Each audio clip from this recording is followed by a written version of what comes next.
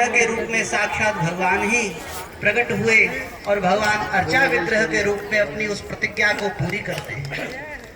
भगवान का भक्त, वह पुजारी, वह सेवक जब भगवान को उत्थापन कराए, जब जगाए भगवान जगेंगे, जब भोग लगाए भगवान भोग आरोगेंगे, जैसे वस्त्र पहना दे वैसे वस्त्र पहन लेंगे। परंतु फिर भी भगवान की वह दयालुता अभी कुछ बाधित थी, मंदिर में भी, प्रतिमा रूप से भी बाधित थी, क्योंकि मंदिर में शास्त्र विधि से सबका प्रवेश नहीं है। सब मंदिर में विराजमान भगवान का स्पर्श नहीं कर सकते। सब मंदिर में विराजमान भगवान का नारायण निकट से भी दर्शन नहीं कर सकते, दूर से। और कितनी देर दर्शन करेंगे। बड़े बड़े मंदिरों में तो ऐसी भीड़ होती है कि प्रशासन धक्का देते हैं, जल्दी जल्दी। पहले बिहारी जी का दर्शन करते थे, खूब प्रेम से करते थे, अब दर्शन करना मुश्किल है। परंतु ब्रह्मोत्सव के माध्यम से जिन्हें मंदिर में जाकर दर्शन नहीं होता भगवान का, वे दयालु कृपालु भक्तवत्सल भगवान यहाँ बगीचे में आकर दर्शन देते हैं। ये ब्रह्मोत्सव की महिमा है, ये गुरुजनों के इस हर्षोल्लास की महिमा है। श्री गुरुदेव भगवान की, श्री आचार्य कुटी की जय जय श्री राम।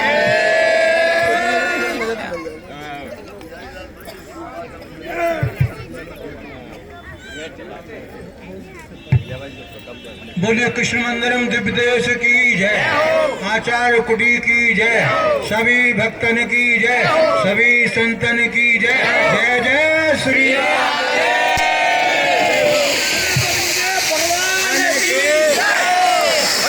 भैया हमने विधि में जन्म लिया है तो हमें जो है ज्यादातर लोग मिल रहे हैं कि लाओ लाओ लाओ, देव वाले बहुत कम मिलते हैं। और जो देव जो है उसी का नाम आचार्य है, वो जो लाल लाल करता है वो आचार्य है उसका नाम। ऐसे हमारे जो है आचार्य कुटी के स्वामी राम परमाचार्य जी सभी कहते हैं कि ले लो, खूब लो, भगवत नाम लो, दिव्य देश की सेवा लो, भागवत सुनो, संकीर्तन सुनो, संत सेवा करो, वैष्णव सेवा करो, और सभी की सेवा करने से ही भगवत प्राप्ति होती है। जय जय श्री राम।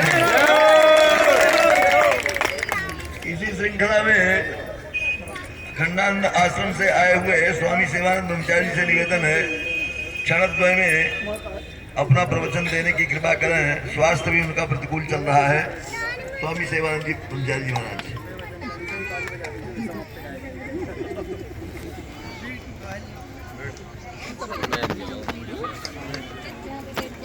कृष्णाय वासुदेवाय हरे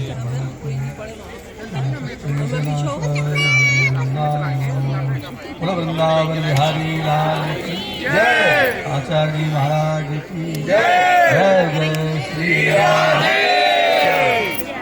बहुत मंगलमय वातावरण ठाकुर जी की उपस्थिति वृंदावन धाम में बड़े आनंद का विषय है। आज का दो बातों पर मैं विशेष रूप से बल दूंगा। श्रीमद् भागवत के बड़े बड़े विद्वान मनीषी विराजमान है। नाम संकीर्तनम यस्य सर्व पाप प्रणाशनम प्रणामोदि कुशलस्तम नमामि हरिं परम। अगर बच्चों को बढ़िया संस्कार देना चाहते हो, स्वयं सुधरना चाहते हो, तो भगवान नाम का संकीर्तन शाम को हर हालत में करना चाहिए। जिस प्रकार से जना बंधे लड़कों को तोड़ना कठिन, इसी प्रकार से जने जने को समझाना कठिन, तो भगवान नाम का संकीर्तन होगा, मंगल ही मंगल होगा।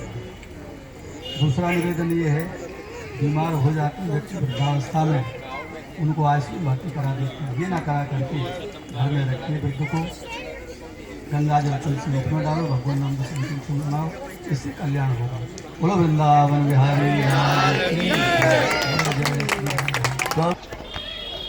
श्यामं हिरण्यपरिधिं वनमाल्यबरहा धातु प्रवाल नटवेशमनुव्रतांशे विन्यस्तहस्तवितरेण धुनानमब्जं कर्णोत्पलालक कपोल मुखाब्जहासं।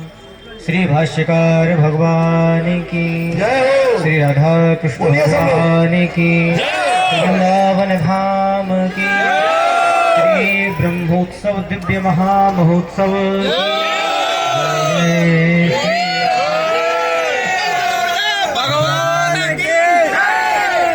नित्य नवीन नवयमान श्री श्री युगल सरकार के युगल पादारविंदों में साष्टांग प्रणतपूर्वक तपहूत विग्रह आचार्य कुटी पीठाधीश्वर परम पूज्य जगतगुरु भगवान के युगल पादारविंदों में साष्टांग प्रणाम। उपस्थित समस्त संत महापुरुष विद्वद्वरेण्य महानुभाव सभी को एक तंत्रेण साष्टांग प्रणामांजलि समर्पित करते हुए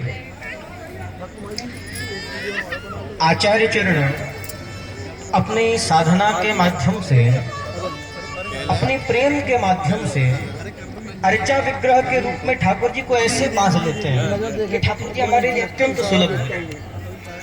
श्री कुंभनदास जी महाराज पारसौली ग्राम में गोवर्धन में अपने खेत पर बैठे हुए थे, फसल की रखवाली कर रहे हैं और उस समय ठाकुर श्रीनाथ जी आकर कुंभनदास जी के गोद में क्रीड़ा करना, खेलना उन्होंने प्रारंभ कर दिया। गोद में आकर बैठे